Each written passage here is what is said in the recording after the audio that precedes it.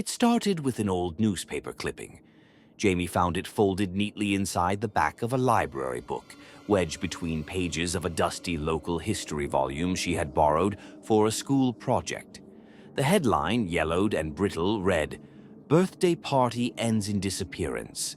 Town Clown Vanishes Without a Trace." The article was from 1993. The photograph showed a man in full clown makeup, red curls poking out of a crooked hat, wide painted grin, and bright polka dot overalls. His name was Milo, a children's entertainer who had been a regular fixture in town for years. But something about the photo made her stomach turn. His smile was too wide even for a clown. His eyes, too still. According to the article, Milo had vanished during a child's birthday party at the old community center. He'd performed his act, laughed with the kids, pulled balloon animals from his pockets, then stepped into a storage closet during a break and never came out. No one ever saw him again. The town searched for days, police, dogs, helicopters. Nothing. Eventually, the case went cold, and the town quietly buried the memory. Clowns were no longer booked for events. Halloween stores stopped selling clown masks. Even mentioning them became taboo. It was like Milo had infected the town with his disappearance. Jamie showed the clipping to her older brother, Alex. He stared at it in silence. "I remember that," he said finally. "They used to warn us about it in school. Don't follow anyone in makeup. Don't talk to strangers at parties." It scared the crap out of the teachers. Why would they just ban clowns? Because Milo was the third one to go missing. That night, Jamie couldn't stop thinking about the photo. Something about it felt wrong. It felt unfinished, like the smile wasn't over yet, like he was still out there, somewhere, waiting to finish the performance. It started with a flyer, bright red and yellow, slapped onto a lamppost downtown. "Smiles are back," it read in jagged hand-drawn lettering. Below it, a date, October 31st, Halloween. No explanation, no sponsor, just a crude sketch of a grinning clown's face, mouth too wide, teeth too long. People laughed it off. Teenagers took photos and made TikToks mocking the creepy clown flyer. Some parents weren't thrilled. The town had a long memory, even if the kids didn't. But still, no one knew who put it up. By the next morning, a dozen more had appeared, each one slightly different. Same colors, same twisted smile, but new slogans. "Laugh again." "You missed me." "Let's finish the party." And always, that same face. The flyers began spreading. Telephone poles, shop windows, the community board at the gas station. By Thursday, the mayor had them all torn down. He even made a public statement. "We will not tolerate clown imagery in this town." Period. But that only made it worse. That night, fog rolled in thicker than usual, coating the streets in a silent, cold haze. And that's when the sightings started. 3 teenagers swore they saw someone standing at the edge of the old train tracks, dressed in baggy clothes with white face paint and a red nose, just standing there, still as stone. A mother called the police when her daughter came home crying, saying someone with a painted face had followed her from the bus stop. And the baker, old Mr. Winslow, said a balloon was tied to his mailbox when he got up for the morning shift. It wasn't the balloon that shook him. It was the note attached to the string. "Same time, same place. I never got to finish the show." That was the exact line from Milo's final performance, the one before he disappeared. The fog stayed for 3 nights, and so did the clown.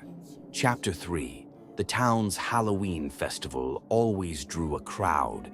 Despite the ban on costumes resembling clowns, the energy was electric. Kids ran between booths dressed as ghosts, pirates, and witches. The local park was lit up with lanterns and fake cobwebs, and the smell of kettle corn filled the air. Then someone saw him. At first, it didn't cause a stir. One man, face painted white with red lips, stretching unnaturally far across his cheeks, stood silently near the edge of the corn dog stand. A faded yellow suit, oversized red buttons, and shoes too big for his feet. Some thought it was a joke, a protest, or maybe someone from out of town who didn't know. But the older residents, they froze. Mrs. Langley dropped her cup of cider when she saw him. Mr. Reeves, who'd been a teenager in '93, turned white as a sheet. They knew. The paint, the suit, the stare. It was him. Milo, but he hadn't aged. Not a day. He looked exactly as he had in the old photo that had made the front page all those years ago. People started whispering. Someone tried to confront him. A security volunteer, maybe. But the clown didn't speak. He just slowly tilted his head, and the man backed away, shaking. Then the music at the festival began to glitch. The speakers screeched, then went dead. Children pointed. One girl cried. Milo smiled, wide, too wide, and walked into the crowd. Logan could still hear the voice in his head. "You forgot about me." He hadn't meant to. No one had. The town had made sure of it. The posters were taken down. The case file closed. Milo the Clown became a rumor, a punchline, a shadow. But now, he was back. After the Halloween chaos, Logan went home and locked every door. His phone was blowing up. Messages from classmates, parents, even strangers, all asking the same thing. "Did you see the clown?"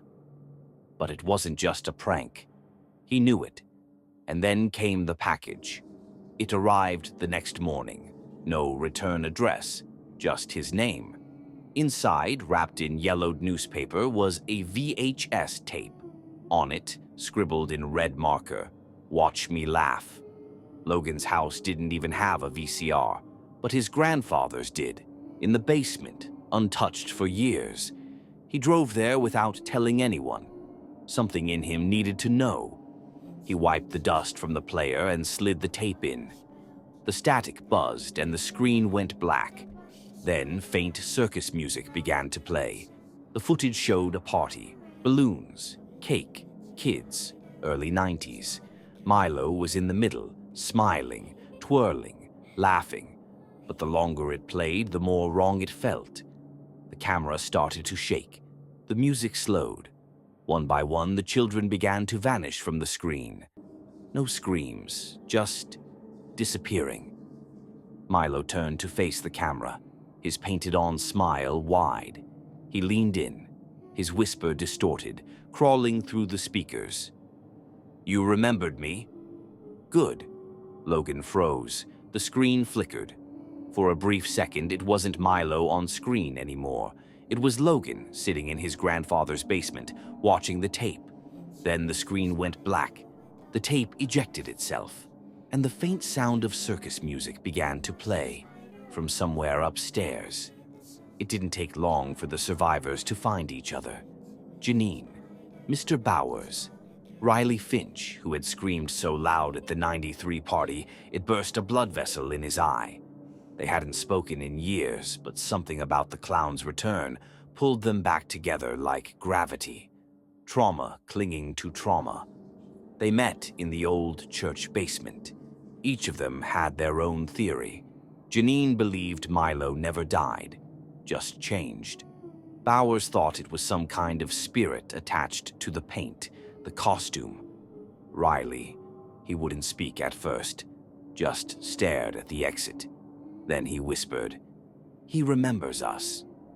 They began pulling out what they'd buried for so long.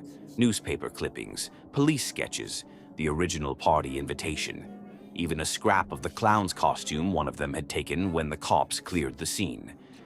But something was wrong. The invitation. It was different now. The handwriting had changed. There was a name written at the bottom that hadn't been there before. "See you soon, Riley." They all looked at him.